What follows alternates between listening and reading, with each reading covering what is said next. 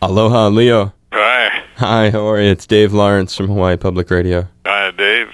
Thanks for calling. Oh, thanks for taking the call, brother. A big aloha and mahalo, first of all. Thank you for being willing to speak to us. It's really a privilege. You're a noteworthy musician, and everybody is excited you're coming back to town. When was the last time that you were here? Quite a few years ago, I decided that I wouldn't know where I was going the day after tomorrow, because it looks like a tunnel when I do know. And I succeeded at that, but I also managed, as a result, to not know where I've been yesterday and further back. So I've lost entirely any sense of calendar recall, but I'm going to guess that it was about 5 years. I could be way off on that.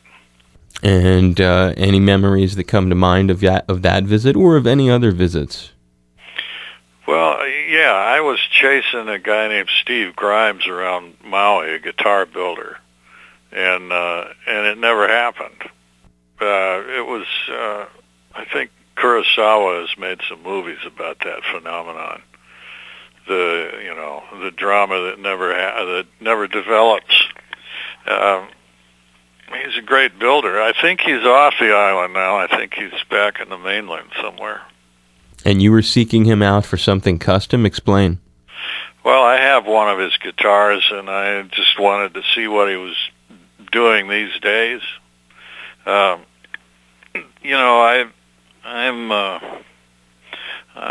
nuts about the guitar, and actually, it's been my whole life since I was about 11. So anything that happens with it fascinates me, and Steve is, he's one of the standouts. So it's just fun to see what he's got. That's cool. Is there something about, it really leads me into the next question that I had been thinking of with you. Is there something, Leo, about having your guitar with you that changes any trip or experience? Well, it becomes the trip and the experience. People often tell me that I must meet a lot of people and, see a lot of territory, and I really don't, because before I play, I'm playing, and after I play, I'm playing, and it's the guitar that holds my interest. It doesn't it doesn't really have a place. It opens out on all kinds of stuff, but it isn't the motel you're in or the state. It's what you might find there musically. The guitar is also sort of a portal, I'm getting from what you're saying. Yeah. And when you think of the things that you would get out of it, what will you get out of coming here in particular with your guitar? How much of the trip will be you've got the gig, but you're going to have the guitar with you the whole time? Right. Well, there isn't much cause and effect. You can often, well, maybe I should say oftentimes, if something's happening on the guitar, it keeps happening, and it'll usually find an awkward time to give you that, like before you have to catch the flight or before you have to go to work, something of the sort. It operates independently of whatever splendor you might be near. So that's a good thing, largely, but it does sort of lift you out of the possibilities around you. Oh, I love that, but that's why you're such an intense musician. So, wow, everywhere you go. That was a good question. Then I'm glad I asked that, because I had this feeling from what I know about you that it's not just like you show up somewhere and you've got your guitar, but it's like you've described, when it's with you, it sort of changes the creative process of your thinking. Oh, yeah. It comes and gets you. You don't go and get it. I love it. I love it. Leo, are the two most recent albums you've dropped for us the ones with Mike Gordon, the 66 Steps and Clone? Yeah. I think that's right. How did you first get to know Mike?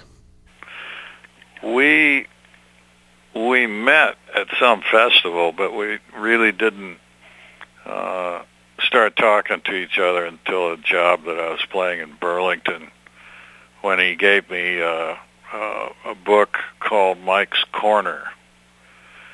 And I looked through it while I was in the dressing room and found a word in there. There are a lot of neologisms in there, but there's a word in there, at least in the collection that he put together for this book, which was eleemosynary.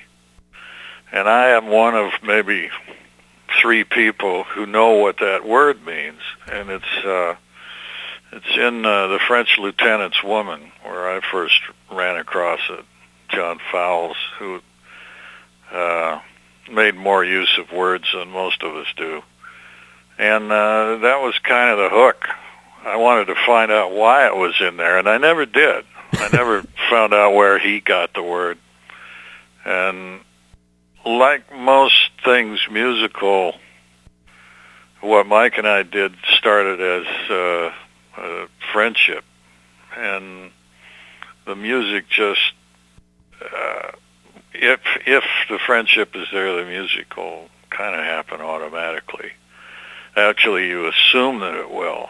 But in the case of Mike and I, we were out at Trey's barn on our first attempt to maybe record something, but basically just to play. And after an entire day of trying, we had failed miserably. It was, I mean, all we came up with was baloney. It was kind of a surprise, because usually it doesn't work that way. And then as we were packing up, we found this little one bar that did it. And then we knew we could do whatever we wanted, so we kept packing up and went from there. It was impossible at first, and then it was, there's no doubt that it was all available to us. It's a ball playing with him. I like that the road sort of to Mike involved Trey as well. Yeah, well, his barn. Hey, locations count, yeah? Yeah, it was a good barn. They had a lot of stuff in there, so you could, it was a playground. Toys for a musician. Yeah. And what do you, just because we talked about him, and he is a formidable guitarist, and your opinion matters to me at least, what do you think of Trey as a player? Well, likewise, formidable. I'm always impressed with people who do their homework, and Trey's done more than his homework. I mean, he's studied a lot of composition, a lot of harmony, and it's what we should all do, but very few of us are willing to tackle it. It's kind of unusual to find somebody who has the facility for playing, but also the endurance, and he's got both. Would you count yourself a Fish fan after your experiences with them? Sure. I like that. That's nice. I was in Madison Square Garden for their, how was that? Was that I think it was the first time they had played in a while. I forget what the occasion was, actually. I was more curious about what I was going to hear, because I hadn't heard Fish live anywhere. I had listened to, The Ghost, that recording. I forgot what that's called. At any rate, I got into the garden and was running around backstage. I was especially impressed with the security. It's always a trip. But I didn't know that the garden was... I've played there with Procol Harum, and I didn't know that the garden was suspended on shock absorbers, and that you could make Madison Square Garden go up and down just just by being a big enough crowd, and it was. The problem was, it inevitably, because of its own inertia, was a little late to what the band was doing. Right. And they can feel that up there. It was, there's a building trying to fit in, and it can't quite make it. Kind of shaking up the groove. Yeah. That's awesome. What a cool memory, huh? At MSG, too. Oh, the job is like that. You do meet an enormous, if you're around long enough, you meet a lot of the people that you have listened to or will listen to, and you get to play with a lot of them, and it erases everything from economics to class to race to experience to age, and you can really feel it.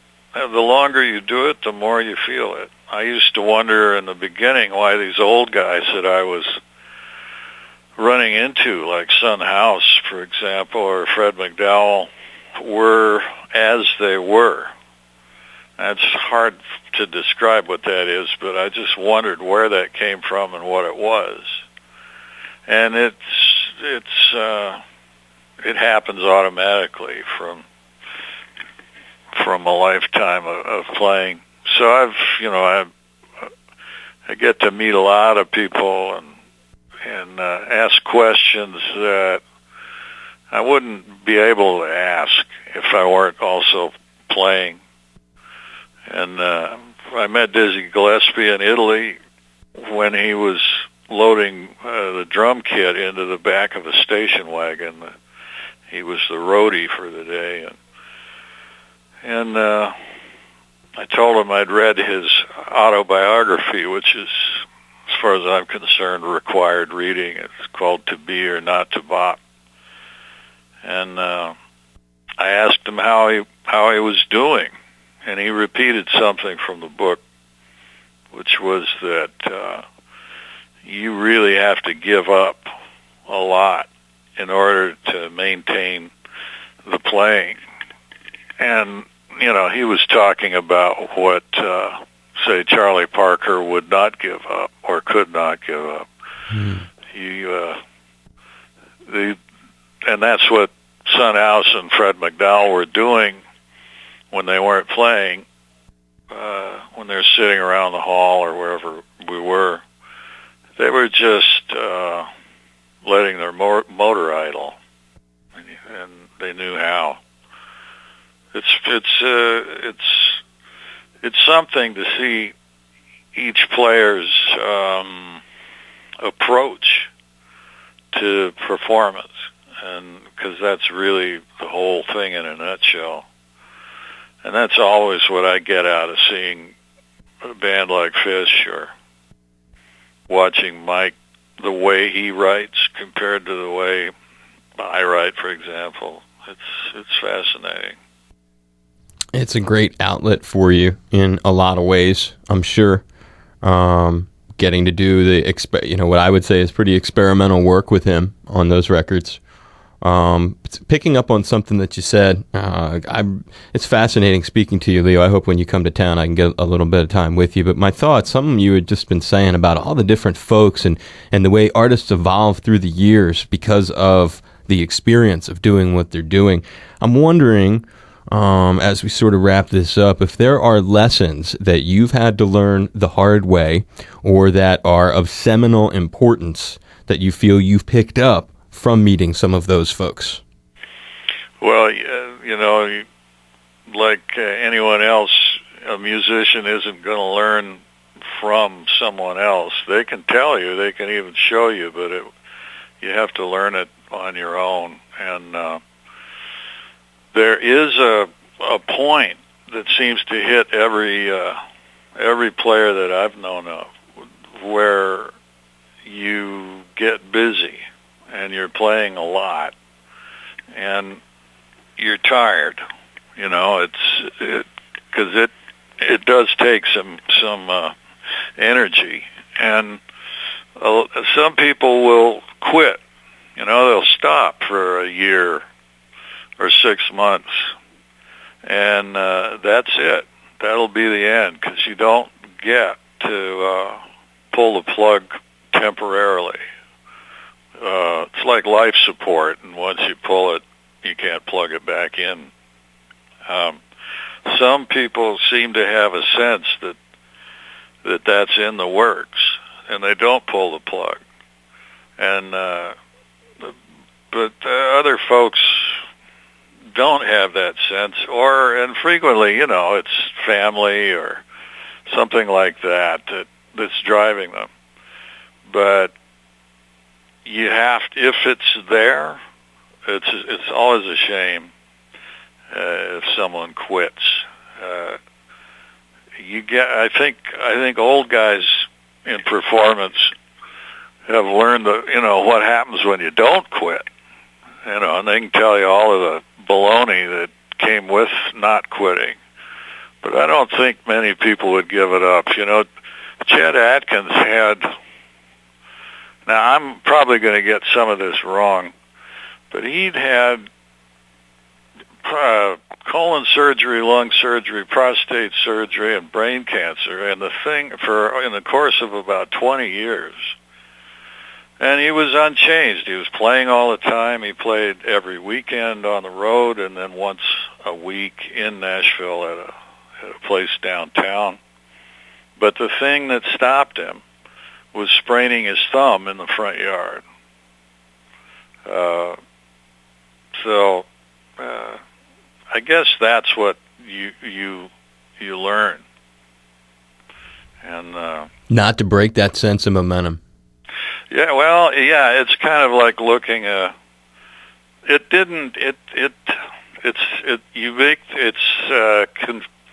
You get confused and you think you're driving the boat, and you're not.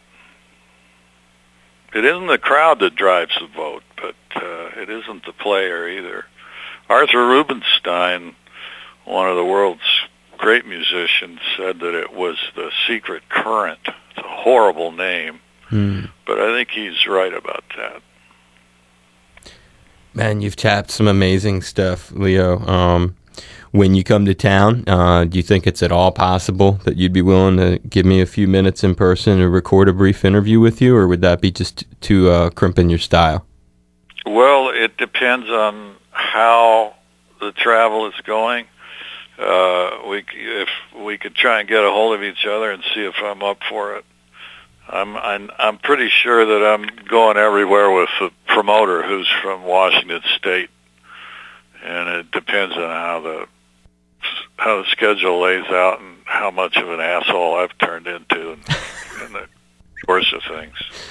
Well, you'll keep it in mind. I appreciate it. You've been so generous today, and I hope that this interview is somewhat held up to your high standards. Well, I enjoyed it, and I appreciate the help. I'm looking forward to being back. Hi, this is Leo Kottke. You've made a great choice. This is the only show that matters. You're tuned to my friend Dave Lawrence. Hey, Dave, have a happy 420. Leo, I give you a big hug. You're a wonderful musician. Thank you so much for being so generous with me. It was like captivating. If I had all day, I would love to pick your brain, but I'm respectful of your time. I don't want you to think I took a lot of your time, but thank you. I'm giving you a big hug and a lot of aloha. You're the man. Thank you. Thanks for talking to me. You're welcome. Hopefully I'll see you when you're here. Travel safe, my brother. All right. Bye-bye. Aloha.